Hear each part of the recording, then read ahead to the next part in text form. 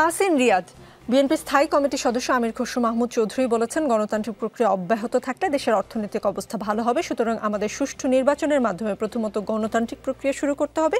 এতে বিনিয়োগকারীরা আস্থা পাবে, কারণ তারা গণতন্ত্রে বিশ্বাস রাখে। দেশে একটা নির্বাচন হলে বিনিয়োগকারীরা আস্থা পাবেন বলে আপনারা মনে করেন কিনা? আচ্ছা, ধন্যবাদ জানাচ্ছি যারা আমাকে শুনতে পাচ্ছেন।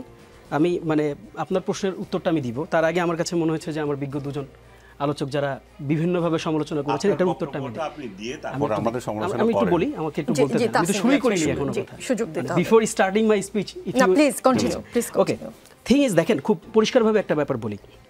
আমাদের এখানে একজন বিজ্ঞ আলোচক বললেন যে এই ধরনের ভাবখানা এমন যে ধরনের প্রেজেন্টেশন এর আগে নাকি কখনো এর আগে কখনো হয়নি, এরকম একটা ভাব নিচ্ছে।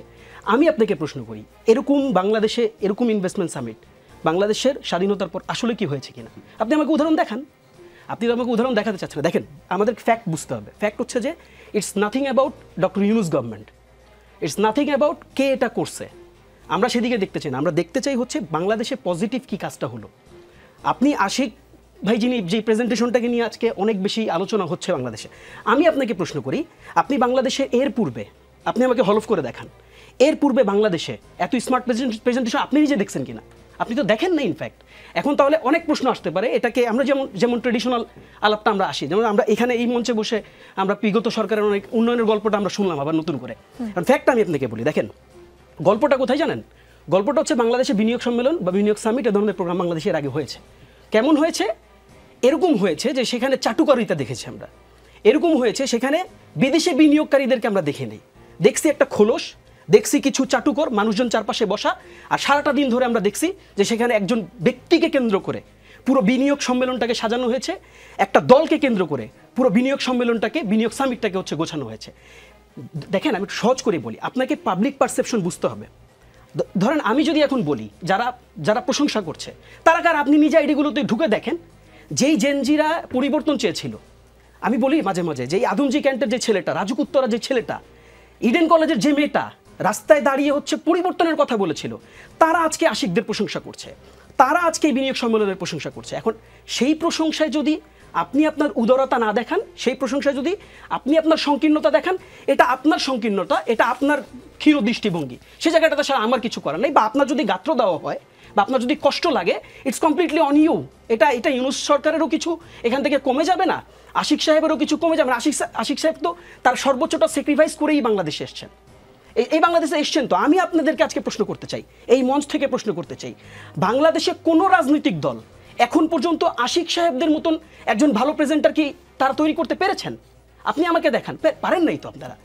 সো ফ্যাক্ট কি? ফ্যাক্ট হচ্ছে যে আপনার কাছে যখন 10টা আশিক থাকবে, আপনার কাছে যখন 20টা এরকম প্রোগ্রামের রেফারেন্স থাকবে, ইউ আর মোস্ট ওয়েলকাম।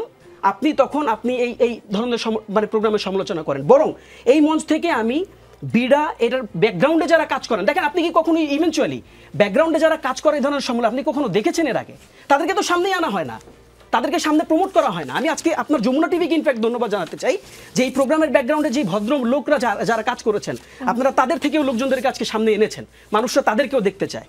এখন আপনি যে প্রশ্নটা করেছিলেন যে দেখেন স্থিতিশীল গভর্নমেন্ট যেটাকে আমরা বলছি, প্রথমত আমাদের এই আজকের মঞ্চ থেকে আরেকটা নতুন আলোচনা আমরা শুনলাম, সেটা হচ্ছে যে আমরা এই গভর্নমেন্টকে অনির্বাচিত সরকার বলতে খুব বেশি স্বাচ্ছন্দ্য বোধ করছি কিন্তু আমরা এই সরকারকে গণঅভ্যুত্থানের সরকার বলতে স্বাচ্ছন্দ্য বোধ করছি না।